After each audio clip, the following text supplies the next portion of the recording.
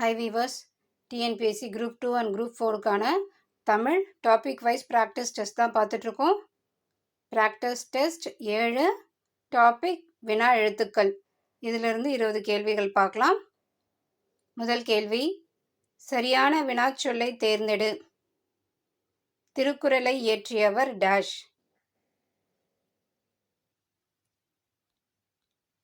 யார்? திருக்குறளை இயற்றியவர் யார்? இரண்டாவது கேள்வி, சரியான வினாச்சொல்லை தேர்ந்தெடு. மெய் என்பதன் பொருள் யாது?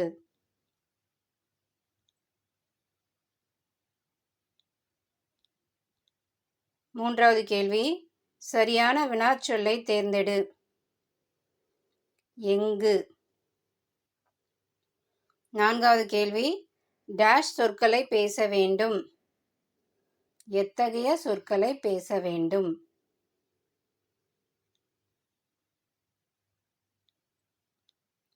ஐந்தாவது கேள்வி, முதல் ஆழ்வார்கள் டேஷ் பேர்.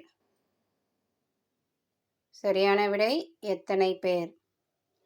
ஆறாவது கேள்வி, கூற்று எது, யார், ஏன் இச்சொற்களில் உள்ள வினா எழுத்தை நீக்கினால் பொருள் இல்லை. காரணம், சொல்லின் அகத்தே இருந்து வினா பொருளை தருவது அகவினா. கூற்றும் சரி, காரணமும் சரி.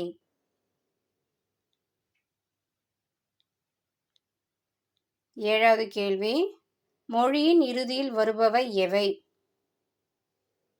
ஆ, ஓ. எட்டாவது கேள்வி, கேலி சித்திரம் என்றால் டேஷ். சரியான விடை என்ன? கேலி சித்திரம் என்றால் என்ன?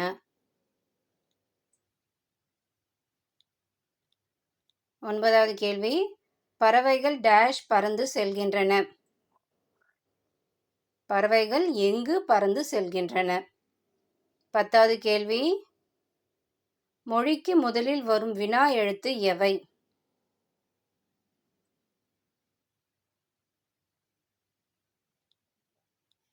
சரியான விடை யா.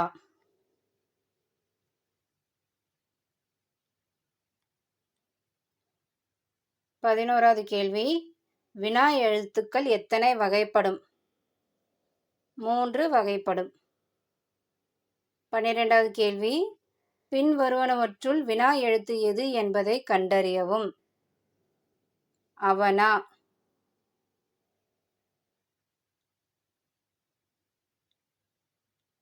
13வது கேள்வி, நிலங்களை டேஷ் வகையாக பிரித்தனர். நிலங்களை எத்தனை வகையாக பிரித்தனர்? 14வது கேள்வி, கொங்கு நாட்டில் பாயும் ஆறுகள் யாவை?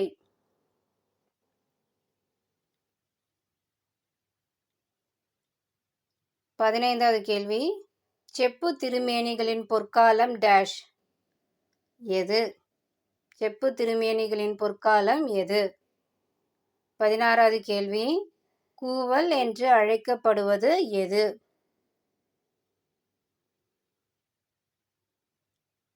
17வது கேள்வி, அறநெறிச்சாரம் பாடல் எழுதியவர் டேஷ். யார்? அறநெறிச்சாரம் பாடலை எழுதியவர் யார்? 18வது கேள்வி, தீ விபத்து ஏற்பட்டால் செய்யக்கூடாதவை யாவை?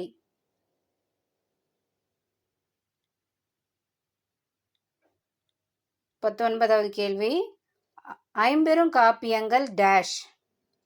ஐம்பெரும் காப்பியங்கள் யாவை? 20வது கேள்வி, டேஷ் பேர் சுற்றுலா சென்றனர். சரியான விடை எத்தனை பேர் சுற்றுலா சென்றனர்? இந்த வீடியோ உங்களுக்கு பிடிச்சிருந்தா லைக் பண்ணுங்கள், ஷேர் பண்ணுங்கள், சப்ஸ்கிரைப் பண்ணுங்கள்.